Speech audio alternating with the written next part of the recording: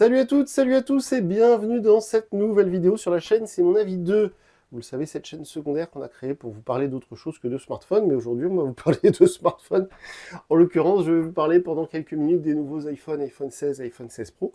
C'est la première fois en plus de 7 ans d'existence de la chaîne qu'on arrive à vous faire ce comparatif un peu coûteux, parce que là, entre les 1200 euros et les 1000 euros de celui-là, ça fait beaucoup de sous à sortir. Mais c'est grâce à vous, parce que plus vous regardez nos vidéos, plus ça fait des revenus YouTube, et plus on peut acheter des téléphones cool pour vous en parler, pour les tester. Et donc cet iPhone 16 et cet iPhone 16 Pro, si vous êtes abonné à la chaîne principale, c'est mon avis, vous les avez déjà vus passer en déballage et en test. Évidemment, je vais éviter de trop me répéter, donc si vous avez déjà vu le test de l'iPhone 16 Pro et de l'iPhone 16, voilà, ça va être un peu redondant. Malgré tout, c'est assez intéressant de les comparer parce que vous allez voir que même s'il y a assez peu de différences, il y en a beaucoup quand même. Voilà, c'est comme ça que je peux résumer les choses. Donc, j'ai plein de choses à vous dire à propos de ces deux téléphones. On se retrouve tout de suite après le jingle.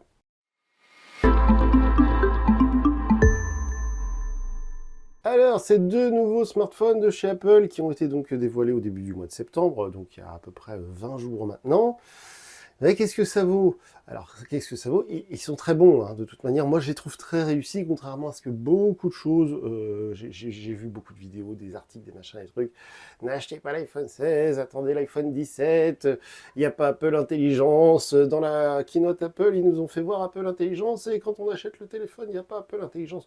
Alors, si vous voulez ChatGPT, Gemini, ce que vous voulez, allez acheter un Pixel. Honnêtement, moi, ça ne m'intéresse pas, ces histoires d'assistants numériques virtuels, d'intelligence artificielle. Je m'en contrefous. Je suis là plutôt pour tester ce qu'on utilise vraiment au quotidien. Sur un téléphone, qu'est-ce qu'on fait au quotidien? On prend des photos, on appelle des gens, on envoie des messages, des WhatsApp, des Snaps. On joue à des jeux, on regarde des vidéos, on écoute des podcasts. Voilà ce qu'on fait qu'un téléphone. Moi, j'ai pas l'intention de parler à mon téléphone pour lui demander en quelle année est né Louis XVI ou je ne sais quoi. Je m'en fous, ça.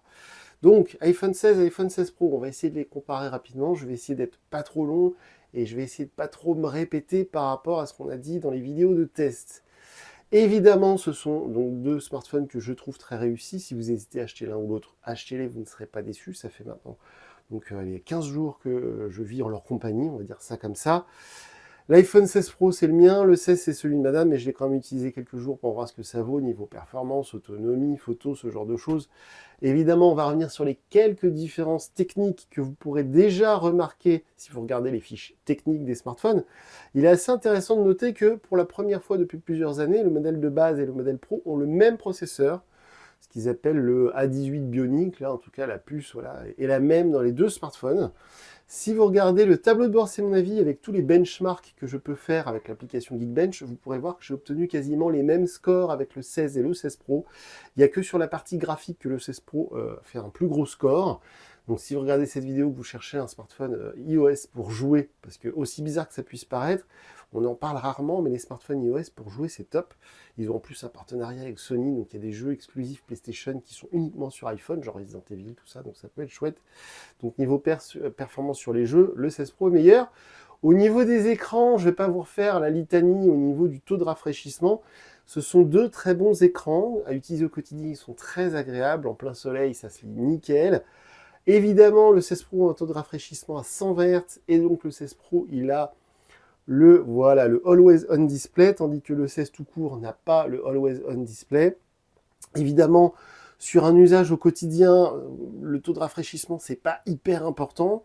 Mais c'est vrai que, par exemple, on parlait du jeu, donc sur le jeu, le 120 Hz, c'est indispensable. Et au quotidien, sur certaines choses, genre défiler des tweets ou un menu, évidemment, ce sera beaucoup plus fluide sur celui-ci que sur celui-là. C'est-à-dire qu'à l'œil nu, moi, je vois la différence. Il y a peut-être des personnes qui vous diront ouais, voilà, ça ne m'intéresse pas ou ça ne change pas grand-chose, ce qui n'est pas faux. Vous voyez que les bordures d'écran sont plus fines ici que là, donc ça permet d'avoir 6,3 pouces contre 6,1 pouces, alors que l'objet en lui-même est strictement identique et de même taille.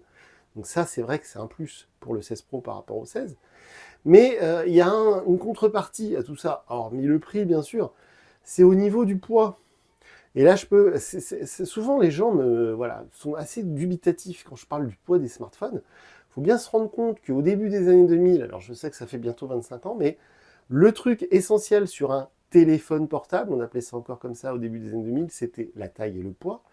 Et ensuite, sur les premiers smartphones, Donc je vous parle de ça en 2010 par exemple, avec HTC, je sais pas qui c'est d'autre qui avait HTC, si, il y a eu un peu Motorola, bref, tous les premiers smartphones avant donc la folie qu'on a aujourd'hui, eh bien c'était le poids aussi et la taille qui était vraiment qui était très importante. L'iPhone 6, il était hyper fin, hyper léger. Alors je sais bien qu'on n'est plus à l'époque de l'iPhone 6, mais là, on a un poids qui a 200 grammes, et c'est vraiment dommage parce que l'année dernière, le 15 Pro était plus léger que le 14 Pro. Donc j'avais l'espoir qu'il continue cette baisse de poids. Eh bien non, on remonte cette année, on remonte à 200 grammes. Et je peux vous assurer que quand j'ai les deux dans la main, c'est flagrant. Donc si ça compte pour vous, et si le taux de rafraîchissement de l'écran n'est pas un élément vraiment crucial pour vous, l'achat d'un iPhone 16 est peut-être plus judicieux. On a 250 € d'écart à peu près entre les deux smartphones. On a 1230 ici à 970 là. Donc on a cette différence d'écran, comme je le disais, cette différence de poids. Et évidemment, vous le voyez à l'arrière, la différence de capteur. Alors je vais essayer de vous mettre sous la vidéo les liens Google Gallery, mes galeries Google Photos, voilà, je vais y arriver, que ce soit les photos que j'ai prises avec le 16 Pro, les photos que j'ai prises avec le 16, et vous essayerez de comparer. Vous verrez qu'il n'y a quasiment aucune différence. Moi, je ne vois aucune différence au quotidien en prenant des photos avec les deux téléphones. Le seul avantage, on va dire, du 16 Pro par rapport au 16, c'est son troisième capteur qui permet de faire un zoom. Si vous n'avez pas l'intention de faire des zooms x5, je ne vois pas l'intérêt de partir sur un 16 Pro. Je vois beaucoup de jeunes filles et de jeunes hommes qui ont des iPhone 16 Pro ou 16 Pro Max. Je ne suis pas certain qu'ils utilisent les capacités de photo d'un 16 Pro ou d'un 16 Pro Max au quotidien. La plupart font des snaps en selfie. Donc un 16 tout court ou un 16 Plus, on n'en parle pas beaucoup, mais il existe toujours cette version Plus qui est un peu plus grande et qui va avoir une autonomie un peu supérieure. Ça peut être un bon choix. Mais c'est vrai que sinon, moi au quotidien, sur un usage, on va dire normal, prendre en photo des enfants, les animaux, ce truc du quotidien, honnêtement, je vois pas de différence en prenant des photos. Au niveau des performances, j'ai dit, c'est assez proche. Au niveau de l'autonomie, c'est pareil. Moi, j'ai vu quasiment aucune différence parce que de toute manière, les smartphones sont bien conçus et sont conçus pour tenir une journée facile. Comme j'explique souvent, 99% des utilisateurs de smartphones, ils rechargent leur téléphone la nuit, surtout les utilisateurs d'iPhone. Donc je vois pas l'intérêt d'avoir une batterie qui tient 3 jours si c'est pour recharger le téléphone toutes les nuits. Donc là, l'autonomie, moi, j'ai vu quasiment la même chose. C'est vrai que peut-être il y aura une meilleure autonomie sur le 16 Pro parce que, voilà, je ne sais pas pourquoi d'ailleurs, mais moi, l'autonomie d'une journée me suffit. Et là, en plus, on est au-dessus d'une journée, il faut être très clair. Si vous êtes en déplacement, si vous êtes, voilà, vous n'êtes pas chez vous, vous ne pouvez pas le recharger ou autre, eh bien, je pense qu'il y a moyen de tenir une journée et demie sur une charge de batterie. Et de toute manière, cette année, pour la première fois, on a la même capacité de recharge sur les deux smartphones. On est à 45 watts, ce qui est énorme pour de l'iPhone. Il faut se rendre compte que même pour certains concurrents, Google Pixel ou autres, on est sur les modèles haut de gamme, on est souvent sur des recharges assez raisonnables, alors que sur des modèles un peu geek, on va avoir du 90 watts, du 100 watts. Là, on a 45 watts, ce qui est encore une fois très bien. Et ça permet de les recharger, on va dire, on fait le 0 à 50% en 30 minutes, voire un peu moins, et le 0 à 100%, allez, c'est 1 heure, quoi. Donc c'est très pratique, parce que si on se loupe, eh bien, on le recharge une demi-heure, 1 heure, on est sûr de tenir la journée, voire plus. Donc pour moi, l'autonomie n'est plus un problème sur les iPhones. La puissance de recharge, c'est bien que ce soit un peu supérieur aux années précédentes. Alors je parle rarement de la puissance de recharge sans fil, avec le MagSafe ou autre, parce que moi, perso, au quotidien, je m'en sers pas, mais je sais qu'elle a aussi augmenté. Donc ça peut être un truc un peu intéressant pour vous si vous utilisez un chargeur par exemple sans fil ou en voiture, quand vous clipsez sur le truc voiture, ça le recharge en même temps. Ça peut être pas mal. Donc c'est vrai qu'il y a beaucoup de choses finalement qui sont différentes quand on regarde les fiches techniques. À l'usage au quotidien, il n'y a aucune différence.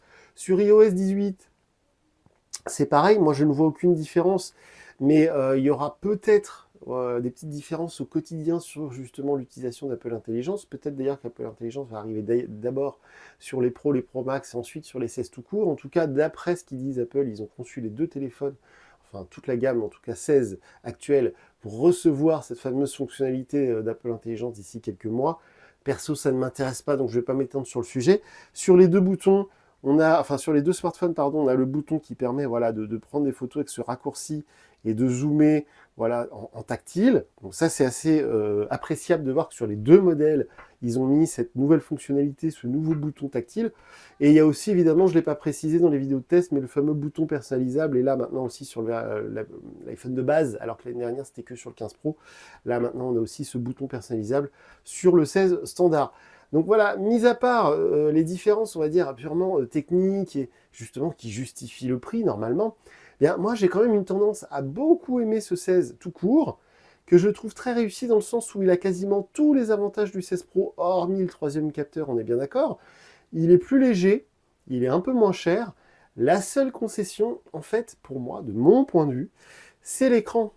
Évidemment, on a un écran un peu plus grand ici, vous le voyez, les bordures sont plus fines, et surtout ce taux de rafraîchissement de 100 Hz, et cette fonctionnalité que moi, je juge désormais indispensable sur un smartphone haut de gamme en 2024, c'est le Always On Display, ce qu'ils appellent toujours affiché chez Apple. Là, sur le 16 standard, vous ne l'aurez pas. C'est un petit détail, mais pour moi, c'est peut-être niveau marketing d'ailleurs, hein, parce que imaginez s'ils avaient mis un écran sans Hz. Je suis pas sûr que ça leur coûte beaucoup plus cher à fabriquer. Et imaginez qu'on ait justement le Always On Display sur le 16. Honnêtement, il n'y a plus grande différence entre les deux, hormis une différence de capteur photo. Et vraiment, quelqu'un qui sera honnête vous dira qu'au quotidien, ça ne change rien. Peut-être quand vous mettez votre coque et que vous avez le téléphone là au bureau comme ça fait classe d'avoir les trois capteurs. Ils le savent chez Apple, c'est pour ça qu'ils continuent à faire ça. Mais au quotidien, encore une fois, moi, il n'y a pas un seul moment où je me suis dit « Ah, je suis content d'avoir mon zoom x5 !» À quel moment on zoome en x5 pour prendre une photo? C'est très, très, très rare. Alors si vous êtes un fan d'insectes ou je sais pas, ou des fleurs ou je sais pas quoi, et que vous êtes amené à zoomer sur des tout petits trucs, pourquoi pas? Mais sur de la photo de tous les jours, honnêtement, ça ne sert à rien. Donc c'est pour ça que ce 16 Pro, évidemment, il est bien. Si vous avez les moyens de le prendre, vous ne serez pas déçus. Il est performant, l'autonomie est bonne, il recharge vite, il y a un super écran, etc., etc. Je ne vous parle même pas de tout ce qui est 5G, le Wi-Fi 7, évidemment, ils sont étanches, ils sont protégés, les écrans sont protégés par Gorilla Glass, donc tout ça, évidemment, voilà, c'est déjà acquis, on va dire.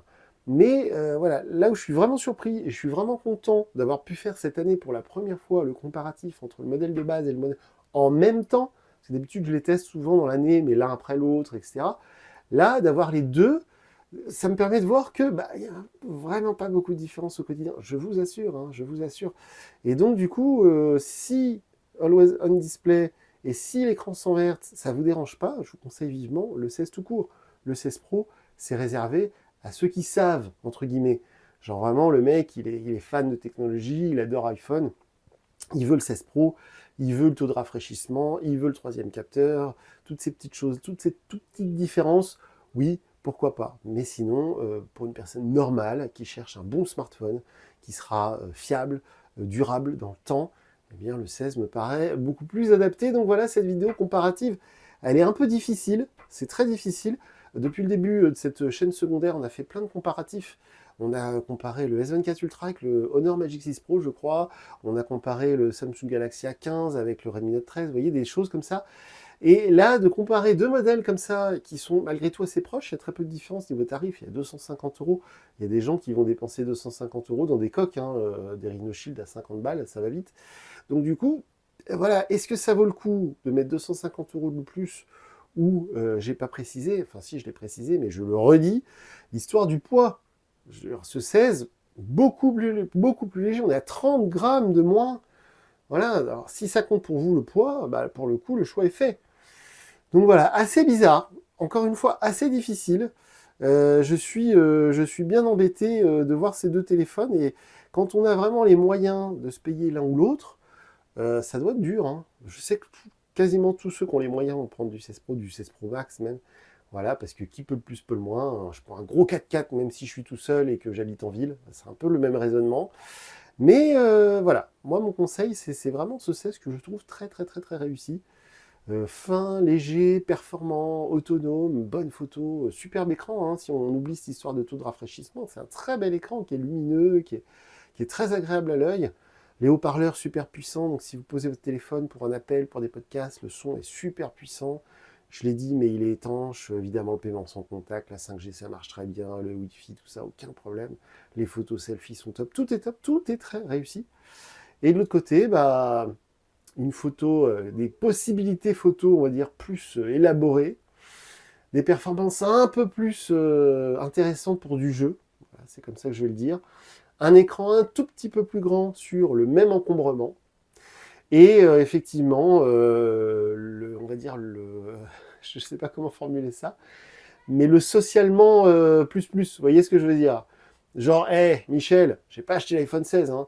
J'ai acheté le 16 Pro, et quand même, attends, vous voyez, ça fait un peu ça quand même. Donc bon, malgré tout, deux très très bons smartphones que j'ai appréciés. Si vous voulez en savoir plus, vous regardez les tests pour connaître ma note sur 10 sur les deux téléphones. Par exemple, si vous êtes curieux ou justement si vous êtes flemmard d'aller voir les vidéos, j'y ai donné 9,5 sur 10. Celui-ci, j'y ai donné 9 sur 10 parce que cet écran 60 Hz, ça reste quand même un problème en 2024. Enfin, un problème pour les gens comme moi, mais pas pour les gens normaux, on va dire ça comme ça. Si vous êtes d'accord, pas d'accord, n'hésitez pas à le dire dans les commentaires. Hein, sous la vidéo, les commentaires sont ouverts, faites-vous plaisir. Aussi, on est présent sur les réseaux sociaux. Et puis bah, je crois qu'on a fait plutôt le tour. Donc moi, je vous dis à très bientôt, justement, pour une nouvelle vidéo sur la chaîne. Salut!